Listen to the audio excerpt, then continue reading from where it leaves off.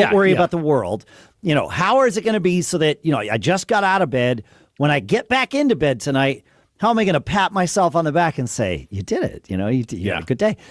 That, I think, is a worthwhile question to ask. Now, there will be some times when you wind up doing things that aren't on that list. Yes. It's so, and I don't know what's going on with my sound. There was a weird little thing that happened. So there will be those things where you say, okay, I didn't want to do that, but I did it. I felt like I had to do an obligation or something. And it might be a self-inflicted obligation. In fact, for entrepreneurs, it often is, right? Yep. But in a sense, you wanted to do it. But asking that question routinely, and at the very least, noticing your answers. Even if you're not acting on them, notice your answers. Because that's when you get to evaluate things, is when you notice those answers, being mindful about, okay, this is interesting. What I want to do today is very different than what I need to or was planning to do today. And be very aware of that, because I think there's strength in that. If you wind up if you're never doing the things that you want, that's a problem. That's a problem. Yeah, it's a balance, of course. Yes. Especially in the beginning, you're grinding to all stuff. But ideally, you're building this business because you want to, you enjoy it. Of course, we have to at some level to survive, of course. But as an entrepreneur, you have that flexibility to choose. And if you want to be in the land clearing business and start behind a tractor every day and then hire somebody to do it, that's awesome. I love that business, by the way. That's great. If you want to be a stump grinder and grind stumps and then great.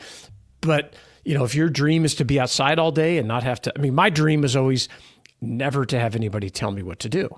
However, I failed miserably because I've had thousands and maybe tens of thousands of people tell me what to do.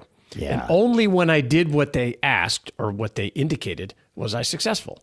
Right. But it was so much better than having one person. Yes. Tell me what to do. and so, it's interesting. And I just think it has a bad rap, and that you have to just change the frame a little bit. But like everything else, it takes some control to not bounce around. And I think we've talked about here before is, time shifting or parsing out your day or using the Pomodoro method or whatever, because Pomodoro, you mean? Pomodoro. Yeah. Okay. Pomodoro.